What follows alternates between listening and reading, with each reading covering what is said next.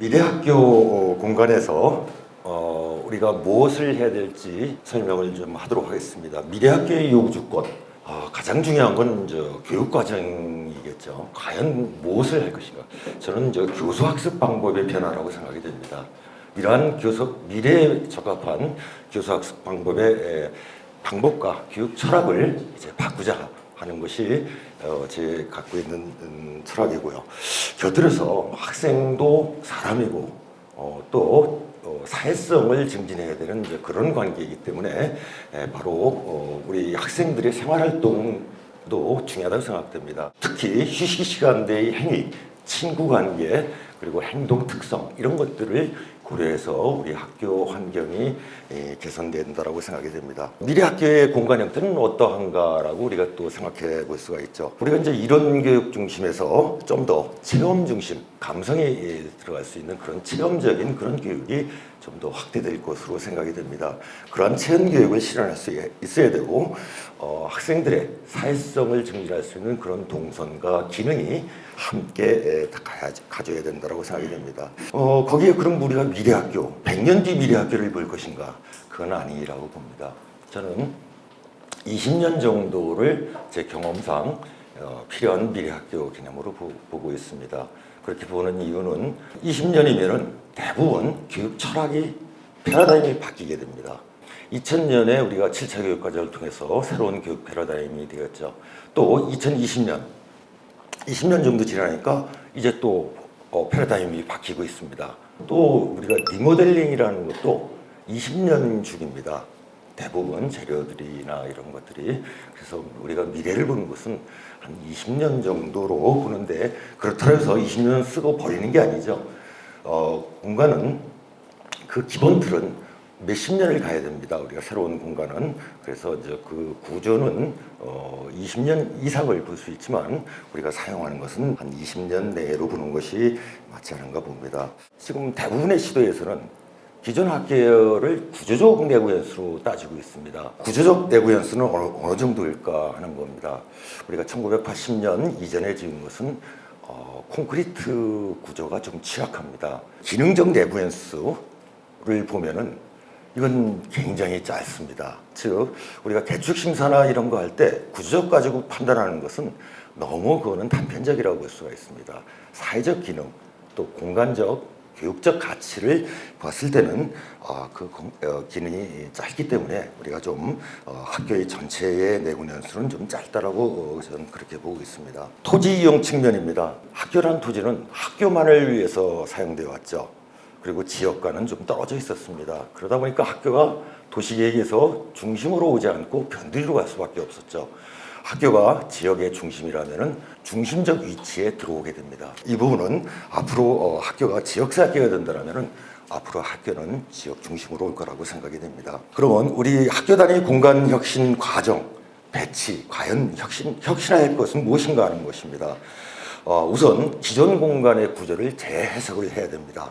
새로운 교실들이 기능이나 동선이 맞는 것인지 또 내부 연수를 어떻게 우리가 추정할 것인지 그 다음에 지역사회 같이 공공시설과 연계된 이런 개념들을 봤을 때 토지 이용 계획들이 어떻게 되는지 그리고 단계별로 어떻게 개축 완성해 나가는지를 공간혁신 과정에서 고민해야 될 요소가 아닌가 생각이 됩니다. 이런 전체를 봤을 때 처음으로 말씀드렸던 교육과정 분야 우리가 미래교육 정책은 어떻게 되는지를 한번 보도록 하겠습니다. 우리 미래교육은 경험 중심의 그런 환경이 되어야 된다고 생각이 됩니다. 즉 다양한 교과 체험 그리고 교실 밖 체험 즉 교실에서 지식을 전수받는 개념의 한계는 우린 과거라고 생각을 해야 됩니다. 미래에서는 자신의 그 경험을 충실하게 할 수 있는 그런 환경들이 되어야 되고요. 그 다음에 이제는 실생활에 융합교육이 좀 더 확산돼야 된다고 보여집니다. 그래서 우리는 독자적인 교과가 아니고 교과와 교과를 연계한 실생활의 그런 교육들이 우리 현실적으로 미래에 가야 될 방향이라고 생각이 됩니다. 그러기 위해서는 교사학습 방법이 다양화돼야 되겠죠. 중학교, 고등학교에서 교과 교실을 활성화하고 정상화해야 될 이유가 여기에 있다고 생각이 됩니다. 그런데 초등 5학년부터는 그런 과정을 서서히 준비해야 된다고 보여지죠. 그 다음에 교과 융합 수업에는 융합 실습실은 많은 그 용어들도 있습니다. 그리고 많은 과정도 있죠. 요즘 대표적으로 나오는 게 메이커 스페이스입니다. 전 과정을 참여하는 것이죠. 그 다음에 4차 산업에 대한 것도 여기서 우리가 경험을 할 수가 있습니다. 우리가 4차 산업, 4차 산업 하지만은 미래가 학생들한테 모두가 4차 산업이 아닙니다. 우리는 다른 교과도 미래에 필요한 그런 교과도 많이 있습니다. 즉 기본적인 교육 과정을 위해서는 다양한 그런 교과 융합 수업이 활성화되어야 된다고 생각이 됩니다. 그다음에 그 의사전달 표현입니다. 우리 아무리 좋은 지식을 갖고 있어도 제대로 표현하지 못한다면 그것은 교육이 아니죠. 다음은 그런 체험 교육이 좀 활성화돼야 되는데 다목적으로 할 수 있는 그런 체험 환경들이 우리가 확보돼야 됩니다. 다음은 협력 교육입니다. 이 협력 교육을 통해서 우리는 배려를, 인성을 배우고 다른 사람들과 구성원과 소통하는 능력을 배울 수 있을 것입니다. 또 그것을 위해서 우리는 프로젝트 수업이라든지 상호 교감 수업이 좀 활발해져야 될 거라고 생각이 됩니다. 그러면 다양한 또 학습실이 필요한데 바로 우리가 교과 실제가 그런 목적으로 정책적으로 제한이 되었죠. 다만 현재 운영 방식은 그것을 하기에 역부족하다고 저는 생각이 됩니다. 그래서 우리가 공간 혁신한다는 바로 이런 교과 실제도 정상화해야 되는 그런 관계가 아닌가 싶습니다. 다음은 예술과 스포츠 활동입니다. 우리 문화와 예술 증진 대단히 중요합니다. 다음 개인의 선택 교육 과정이 활성화될 것입니다. 자기가 필요한 부분, 자기 적성 그리고 자기가 가장 역할을 할 수 있는 그 부분에 선택을 해서 수업을 받는 그리고 그 분야의 전문가가 되는 그런 교육이 필요하다고 생각이 됩니다. 또 발달 단계별, 예를 들면 초등학교 1학년부터 고등학교 3학년까지 어떻게 교육이 똑같이 또 똑같은 환경에서 이건 뭐가 잘못된 것이죠. 발달 단계별 학교 급별 맞게 우리는 가야 된다고 생각이 됩니다. 그럼 발달 단계별 교사 학습의 환경을 잠깐 좀 보도록 하겠습니다. 초등학교에 저는 1, 2학년까지 볼 수도 있고 4학년까지도 같이 보겠습니다. 우선 기본적으로 우리 저학년에서는 인성교육이라고 생각됩니다. 서로 상호 협력을 하고 배려하는 그런 그 수업을 위해서 우리는 협력 수업이라든지 놀이 수업들이 좀 활성화돼야 되고요. 특히 이 초등학교에서는 감성 교육이 좀 활성화돼야 된다고 보여집니다. 그리고 이 저학년은 아이들의 사회적 공간이 그렇게 크지 않습니다. 커다란 운동장이 필요한 게 아니고 그 작은 교실 주변에 맞는 그런 사회적 공간, 즉 우리는 저학년 교실이 좀 더 수업만 하는 공간이 아니고 아이들 사회적 공간까지 필요하다고 볼 수가 있죠. 교실이 좀 커져야 된다는 의미입니다. 초등학교 고학년, 5, 6학년이 주로 해당이 되는데 2단계부터는 중학교 교과교육 준비라고 할 수 있습니다. 자, 우리가 수업을 하게 되면은 강의를 1시간 하고 그 다음에 실습을 가는 이런 형태는 우리가 지금 현재 하고 있는 형태죠. 바람직하지 않다고 보여집니다. 우리 교육이 예를 들면 이론 수업을 한 15분 하고 실습을 한 40분 하고 그리고 토론하고 발표하고 컴퓨터를 또 활용해서 수업도 하고 이런 다양한 수업이 한 공간에서 이루어져야 되는데 우리는 이론 수업이라고 그래서 일반 교실 수업하고 그 다음에 또 실습하고 방법이 맞지 않죠. 그래서 이런 것은 교과 교실 체계로 전환이 돼야 됩니다. 그러기 위해서는 교과 교실이 현재보다 좀 규모도 커지고 거기에 이론 수업 할 수 있고 그 다음에 실습도 동시에 할 수 있고 컴퓨터 활용, 즉 4인이 일조가 돼서 컴퓨터 활용 수업도 하고 발표도 해야 되는 그런 환경들을 만들어줘야 됩니다. 다음 융합교육을 해서 우리는 좀 더 현재의 시설보다 융합교육실, 즉 메이커 스페이스들이 좀 있어야 되는데 그 종류도 좀 다양하죠. 뭐 4차 산업만 있는 게 아닙니다. 작은 그런 우리 교과에서 나오는 이런 메이커 스페이스도 함께 우리가 고려해야 된다고 보여집니다. 자, 사회성을 고려한 환경으로는 초등학교 저학년이 교실에 사회적 공간이 필요하다면 고학년부터는 이제 사회적 공간이 학급과 학급, 즉 과거 이 학생들의 전 학년에서는 함께 했던 학생들이 반이 분산이 됐죠. 옆반하고도 친구가 있고 이런 사회적 공간은 교실 밖에서 이루어질 것입니다. 근데 우리는 어떻습니까? 교실 나가면 화장실 가는 길밖에 없죠. 우리 아파트에 거실이 없는 공간 개념이 우리 현재의 학교라고 보시면 됩니다. 소통과 교류가 없는 것입니다.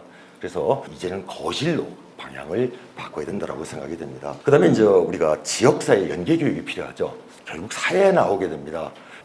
자, 중학교를 보겠습니다. 이제 교과 중심 교육이 이루어져야 됩니다. 중학교야말로. 이때부터 바로 교수 학습 방법은 다양해지죠. 근데 지금 현재 우리 교과 과제가 대부분 1교사 1교시제로 되어 있습니다. 그럼 어떻게 되는 거예요? 선생님이 주인이죠, 그 방에. 그 방을 학생으로 주인을 바꿔줘야 됩니다. 그렇게 되면은 교과 교실에 실을 다양한 교수 학습 방법이 가능한 환경으로 만들 수 있습니다.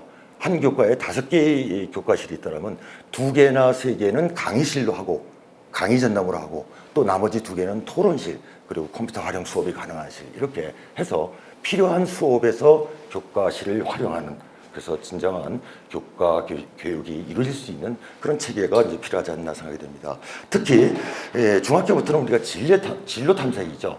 즉 중학교에서 내가 큰 방향의 진로 방향이 설정돼야 됩니다. 그러면은 우리가 많은 경험이 있어야죠. 교실에서 이런 직업은 이거야 했을 때 과연 우리가 알아들을 수 있을까요? 내가 직접 체험을 해봐야 됩니다. 멀리 있는 그 1년에 한 번씩 가는 그런 체험 가지고는 도저히 할 수가 없는 것이죠. 그러면 최소한 뭐 가상현실이라든지 여러 가지 많은 기회와 정보를 우리 학교에서 얻도록 해야 될 것입니다. 이러한 선택을 통해서 우리 고등학교를 들어가게 되죠. 자기 진로 인문계냐 과학계냐 또 특성화 직업계냐 들어갔습니다. 거기에 들어간다면 자기가 한번 그 교과에 대해서 집중적으로 교육할 필요가 있죠. 즉 고등학교는 그야말로 선택 중심 교육과정 학점제가 가야 될 이유라고 할 수가 있습니다. 그래서 이런 학점제 운영을 하기 위해서는 지금 현재 우리가 학점제 운영을 하고 있지만 현재 개설된 교과를 선택하는 정도에서 가고 있는 것이죠. 소극적 학점제입니다. 그러나 이제는 좀 적극적 학점제로 가기 위해서는 공간이 다양해야 됩니다.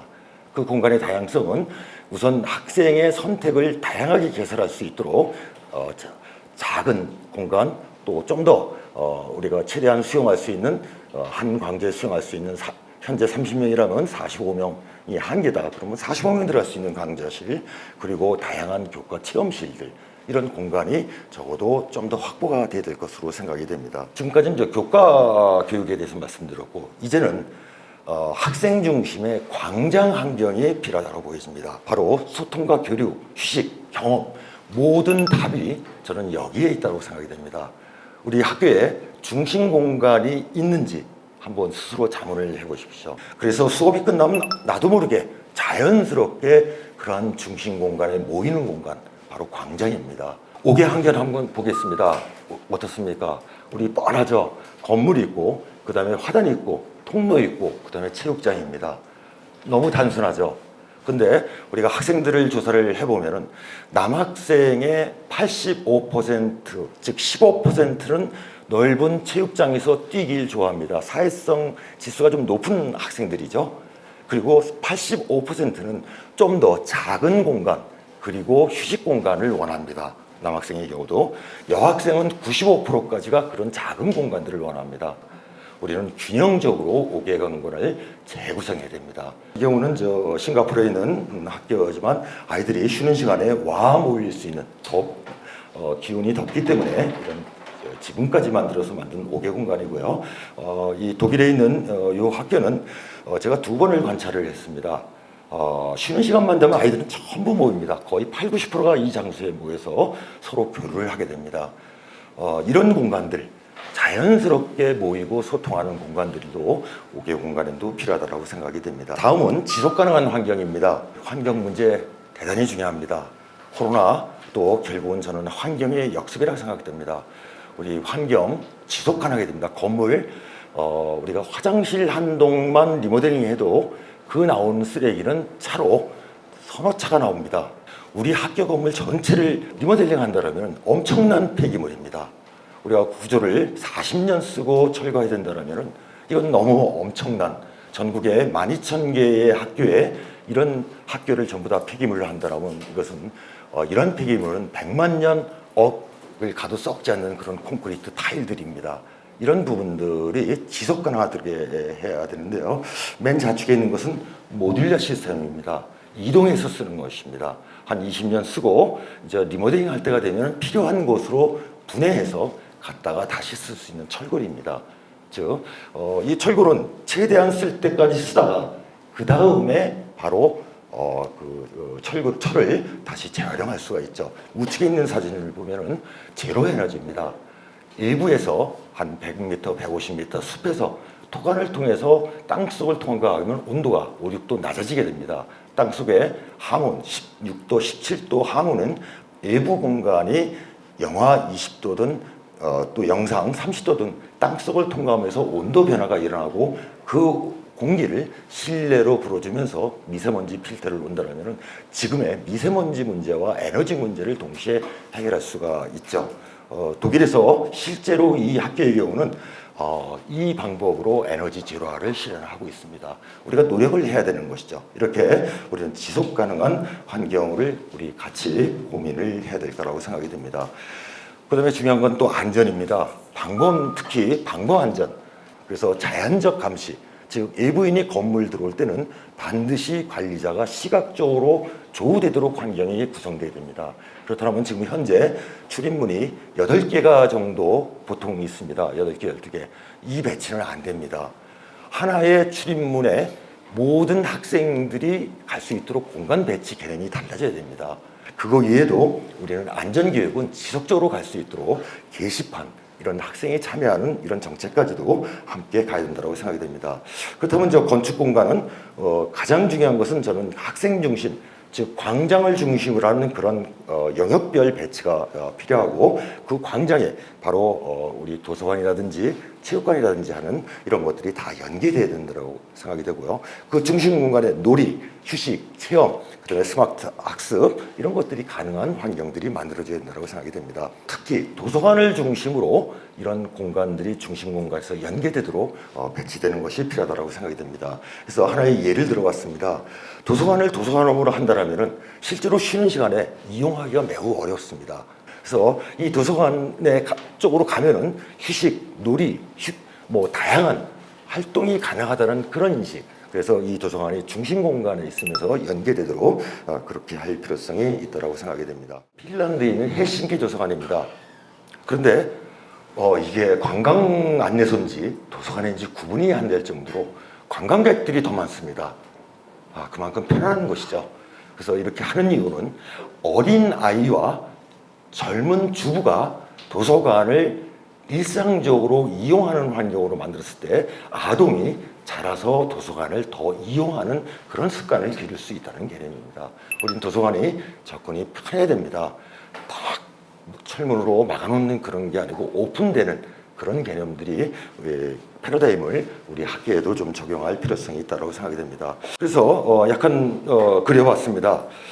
도서관 수업실하고 화가 있는 영역만 두고 나머지 열람 공간은 오픈을 해서 아이들이 자연스럽게 휴게 공간으로 같이 활용하는 방법으로 기존 건물인 경우입니다. 밑에 사진의 경우에는 달튼 외국인학교라고 인천에 있는데 2개 층으로 나누되 바로 서가를 별도로 하고 열람실을 이렇게 학생들의 휴게 공간으로 활용합니다. 많이 모입니다. 공간적 활용이 높죠. 도서관이 쉬는 시간에도 제가 보면은 학생들이 도서관에 오는 경우 거의 없습니다. 그럼 방과 후에는 학원 가야죠. 그럼 도서관이 무슨 역할을? 도서관 수업에만 활용한다면 너무 약하죠. 그래서 이런 것을 통합적으로 이용할 수 있는 공간 배치도 우리가 필요하다고 생각됩니다. 자, 그렇다면 우리는 공간 개념을 어떻게 해야 될지 바로 광장을 중심으로 각각의 영역이 모여있는 배치 방식입니다. 즉 핀란드에서는 그 많은 소규모 학교를 전부 1000명 단위로 모으면서 이렇게 규모 있는 일회용 학교로 추진을 하고 있습니다. 최근 개교에서 운영하는 학교가 한 10개가 넘습니다. 그때 바로 이런 광장을 중심으로 한 연계성, 그래서 영어 놀이터와 도서관, 그리고 체험 공간, 인터넷 이런 것들이 가능한 그 배치 개념으로 연계되어 있다는 말씀을 드릴 수가 있습니다. 자, 여기 마을길이라고 하나 써 있는 부분이 있죠. 학교도 도시입니다. 작은 도시. 우리가 도시라는 개념을 가장 잘 설명한 이론적 사례가 케빈 린치라는 미국의 사회학자가 만든 도시 오여서입니다. 미국에 있는 보스턴시부터 LA 믹 3개 시에 3만 명을 대상으로 가장 살기 좋은 도시를 물었더니 이 5가지가 잘 되어 있는 그런 공간에서 그런 대답이 나왔습니다. 즉 광장과 그리고 랜드마크입니다. 그 다음에 길, 그리고 영역, 경계, 이런 구조가 우리 학교에도 그대로 저는 맞다고 생각이 됩니다. 그래서 이런 그 도시 5요소가 같이 있는 개념들, 즉 학교는 사회다라는 개념으로 보고 이렇게 우리 공간이 구성될 필요성이 있다고 보입니다. 다음은 이제 지역사회 학교시설 복합화에 대해서 말씀을 드리도록 하겠습니다. 우리 이런 복합화에 학교가 가질 수 없는 그런 공간을 학교시설 복합화를 통해서 연계가 가능하다고 보여집니다. 즉 융합교육에 관련돼서 우리 동탄에 있는 이음터 학교가 그런 역할을 하고 있고요. 마을교육 공동체도 학교 공간을 주민들이 이용하게 하고 그리고 동시에 학생들을 연계한다고 한다면 쌍방향 서로 관계입니다. 이런 쌍방향 관계를 가기 위해서는 학교에 지역과 관계된 학교시설 복합화가 이루어졌을 때 가능하다고 생각됩니다. 다음은 아동시설 문제입니다. 우리 아동 지금 우리나라 작년에 학계 출산율이 0.97입니다. 그런데 아동이 정상적으로 유지하기 위해서는 학계 출산율이 2.1이 돼야 됩니다. 반이 안 되는 것이죠. 예, 지금 현재 계산상으로는 500년 뒤에는 인구 제로가 나온다는 얘기가 현재 상태로 하면 맞습니다. 이렇게 돼서는 안 되겠죠. 그리고 이런 부분을 우리는 가장 할 수 있는 공공시설로 보면 저는 학교라고 생각됩니다.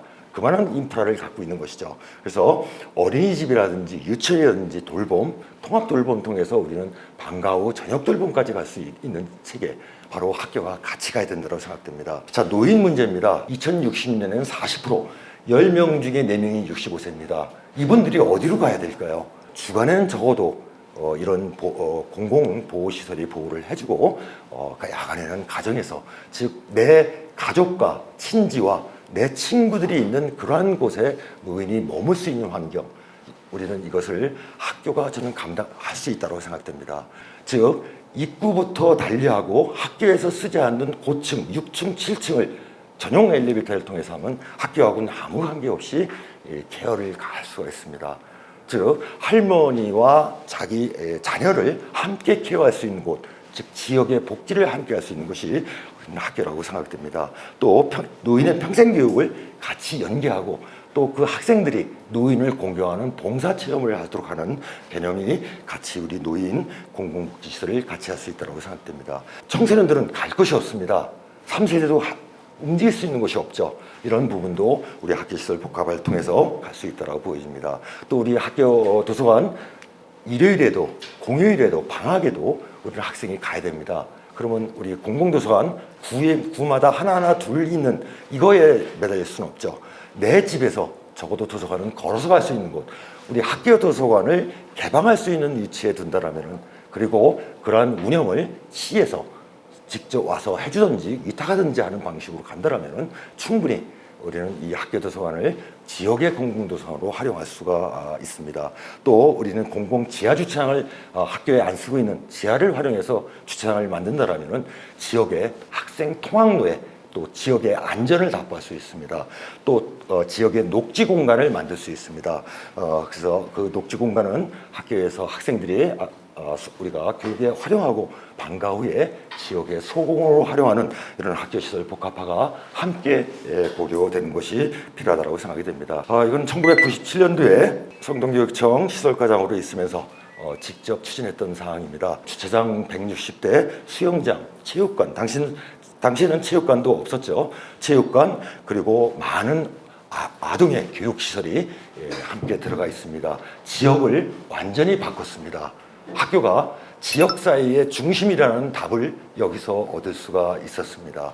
그 후에 서울은 한 100개 정도의 이런 복합시설이 들어왔죠. 서울시교육청과 서울시가 5대5로 투자를 하고 학교에 그 체육관을 배치하고 주민한테 개방하는 그런 사업을 할 수가 있었습니다. 자, 그러면 기존 학교의 진단과 기획에 대해서 말씀을 드리겠습니다. 사진을 보시면 어떻습니까? 여러분들 기억 많이 나실 겁니다. 이런 교실은 지식이 교실에만 있다는 그런 과거의 개념이라고 생각이 됩니다. 표준 설계도로 많은 학교들이 지어졌죠. 2000년 이후에도 좀 더 현대화됐습니다. 그런데 가만히 보니까 일자형 교실에 필요한 특별 교실을 군데군데 붙였습니다. 조금 진화된 게 모았습니다. 요 정도죠. 과연 이게 우리가 새로운 미래 교육을 담보할 수 있는 그런 학교인가는 좀 더 생각이 좀 필요하다고 생각이 됩니다. 기존의 사례를 보도록 하겠습니다. 여기는 세종에 있는 참센초등학교입니다. 여기 교감 선생님한테 물어봤습니다. 이 광장, 우측에 있는 사진들입니다. 이 광장에 어떻게 생각하십니까? 라고 물어봤더니 교감 선생님이 처음에 부임했을 때 이렇게 복도를 넓게 했느냐고 생각을 했답니다. 근데 6개월 뒤에 지나서 아이들의 행복이 여기서 나오는구나 라고 그렇게 생각이 바뀌었다고 합니다. 저는 정말 행복한 학교입니다. 이건 제가 설계했던 건데 광장 중심입니다. 이렇게 광장 중심으로 설계를 했고요. 저는 그래서 뭐라고 말씀드리냐면 반드시 학교는 중심 공간이 있어야 되고 중심 공간에서 아이들이 서로 가까워야 되고 교류할 수 있는 프로그램들이 이 광장에서 있어야 된다라고 저는 얘기를 드립니다. 또 기존 건물도 모두 철거할 필요는 없다고 보여집니다. 위치가 적당하더라면 다시 활용할 수도 있습니다. 여기 그림처럼 식당과 이 광장을 연계해서 점심때는 좀 더 확장해서 식당으로 활용하고 또 점심시간이 지나면은 오히려 식당의 상당 부분을 학생들의 교류 소통 공간으로 휴식 공간으로 활용할 수 있는 이런 개념들도 우리 얼마든지 설계가 가능하다는 말씀을 드립니다. 자, 그러면 기존 학교를 어떻게 바꿀 수 있을까? 즉 리모델링인지 개축인지를 좀 판단하기에 필요한 내용들을 가지고 좀 설명을 드리도록 하겠습니다. 자, 60년대에서 80년도에 건물은 저는 내구년수를 보면은 전체적으로 종합적으로 본다면 10년을 넘기지 않을 거라고 생각이 됩니다. 대부분 교실 플러스 복도죠. 그래서 또 구조마저도 대단히 좀 취약합니다. 그래서 이런 부분은 종합적으로 전면적인 개축을 염두에 두는 것이 저는 바람직하다고 생각됩니다. 이제 80년에서 2000년까지도 그 형태는 크게 변하지 않았습니다. 다만 구조는 좀 낮았습니다. 2000년 이전해졌더라면은 또 1990년에 졌다. 그럼 30년이 됐고 평균 30년이 됐더라도 15년에서 20년 되면 개축해야 됩니다. 지금 투자하는 예산이 15년 뒤에 다시 철거, 개축으로 갈 것을 염두에 뒀을 때 교육적 가치가 충분한지를 검토를 해야 됩니다. 그래서 이 교육적 가치가 과연 여기서 일어날 것인가? 그냥 우리가 이 단위 공간은 굉장히 우수하게 갈 수 있지만 전체적인 맥락 이런 부분을 충족할 수 있는 것을 서로 상호 비교가 필요하다고 생각이 됩니다. 우리가 지금까지 했던 것을 종합해서 개념을 본다면은 이렇게 광장을 중심으로 저학년, 고학년, 특별교실 그리고 외부 공간도 연계된 개념들이 우리가 앞으로 가야 될 방향으로 저는 보고 그러면 기존에 그런 배치에서 어떤 방식으로 가는 것이 바람직한가를 좀 보도록 하겠습니다. 만약에 우리가 이제 이런 그 배치를 가게 된다면 이 광장은 그야말로 학생 공간입니다. 학생들이 정말 참여해서 만들어야 될 공간이 저는 이 광장이라고 생각됩니다. 여기는 무궁무진한 교육적 가치와 학생의 참여가 나올 필요성이 있습니다. 이런 사례를 보고 어떻게 가는 것이 좋은지 한번 보도록 하겠습니다. 이렇게 E자형 건물에 과거에 한 8, 90년대 건물에 보면은 E자형 건물에 바로 체육관이 이제 나와서 체육관을 옆에 빈 공간에 이제 지었습니다. 이랬을 때 우리가 리모델링으로 갈 것인지 아니면은 옆에 일부 증개축 방안이 있다고 저는 생각됩니다. 즉, 이 화면에서 보이는 끝에 있는 두 교실, 즉 전체로 보면 한 8교실 정도 되겠죠. 그 부분을 철거하고 광장을 만들어줘서 기존의 건물들하고 연계해서 전체적으로 유기적으로 연계하는 방안입니다. 이렇게 이제 증개축을 일부 하게 되면은 굉장히 또 어려움이 있습니다. 저게 개축심사위원회에서 아직 구조적으로 내부년수가 남았는데 어떻게 저걸 철거할 것인가 하는 문제가 생기게 됩니다. 근데 이제 이 부분을 전체적으로 리모델링 한다면 약 100억을 들여서 리모델링 하게 된다면 그 돈이라면은 저는 이 방법을 택하겠습니다. 즉 이렇게 증개축 광장을 통해서 한 6, 70억 정도 들이고 나머지 부분을 한 30억 정도 들인다면 같은 예산을 들여서 학교의 교육적 가치와 기능을 해결할 수 있습니다. 그 다음에 적어도 15년, 20년 사용한 다음에 나머지 부분도 개축을 해나가는 방법입니다. 그러면은 지금 만약에 전체적으로 리모델링 했을 때는 15년, 20년 이내에 전체가 개축이 되지만 또 반면에 이렇게 증개축이 이루어지고 나머지가 안 들어가면 이만한 기투자했던 6, 70억은 또 절감이 되는 것이죠. 물론 그 전에 교육적 가치는 굉장히 높아지게 됩니다. 즉 이 부분은 그 단위 학계별로 서로 이렇게 고민을 해야 되고 여러 선생님들, 특히 교직원 선생님들하고도 상의를 해 주셔야 될 내용입니다. 기존 건물들이 현재 내진 구조라든지 성면이라든지 또 환경 개선이 필요한 부분이 어느 정도냐에 따라서 가야 될 거라고 생각됩니다. 그러나 이렇게 중심 공간을 만들면서 공간 계획을 하고 거기에서 바로 이런 광장 부분에 제가 오늘 말씀드린 사항은 사실은 이 기본적인 배치까지입니다. 그 다음에 사용자 참여형은 바로 여기서 이런 광장을 어떻게 만드느냐가 이제 사용자 참여에서 본격적으로 가야 될 이제 그런 내용이 아닌가 싶습니다. 물론 이 부분이 처음부터 완전히 새로 신축을 하게 된다면 이 배치는 좀 달라질 수가 있습니다. 그러나 어차피 우리가 체육관이나 식당이 2000년 이후 건물을 우리가 철거할 수는 없는 거니까 그걸 활용해서 단계적으로 개축을 해나가는 관계입니다. 단계적으로 가야 됩니다. 이 사례를 보겠습니다. 이것도 이제 경기도 사례인데요. 이제 E자형 아주 전형적인 우리 과거의 상황이고 또 중학교입니다.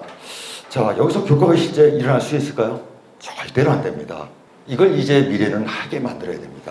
학교에서 우선 할 수 있는 방법은 여기서 리모델링보다는 이렇게 중심 공간을 오히려 증개축을 해주는 것이 좀 좋다고 생각됩니다. 리모델링을 안 하는 한이 있더라도 이런 광장의 중심 공간을 만들고 여기서 모든 학교에서 필요한 그런 공간들 그리고 각 공간의 연계성을 가지고 해준다라면은 그야말로 여기에 학생 중심의 공간이 가능하다고 생각이 됩니다. 이렇게 된다면 2단계 건축을 통해서 전체적인 마스터 플래닝이 가능합니다. 전체 마스터 플래닝 없이 리모델링을 만약 수립한다면 이 다음에 이건 철거하기도 어렵고 또 공간 증개축도 어렵고 교육과정 혁신도 어렵습니다. 그래서 공간에 이렇게 집합된 그래서 동선이 연계된 바로 교과 교실제부터 해서 공간 혁신이 가능합니다. 바로 이 공간, 중심 공간, 학생 공간입니다. 이 학생 공간이야말로 우리 학교가 정말 가야 될 그런 공간을 만들어주는 것은 현재 구조는 저는 어렵다는 판단이 좀 듭니다. 이 사례는 작은 사례인데요. 우리 영역단입니다. 일전에 한번 오늘 학교를 가서 자문을 하러 갔습니다. 그랬더니만 영어 놀이터 사업을 한다고 그래서 그냥 빈 공간을 하나 개선하는 거로 그렇게 거기서 설계를 하고 있었습니다. 그래서 제가 다른 제안을 했습니다. 이 도서관하고 밑에 안 쓰고 있는 도서관하고 연계시키자. 저학년하고 돌봄 교실을 연계시키고 위에 이 기존 건물에 상하는 공사를 수직 계단을 낼 수가 있습니다. 교실 안에서.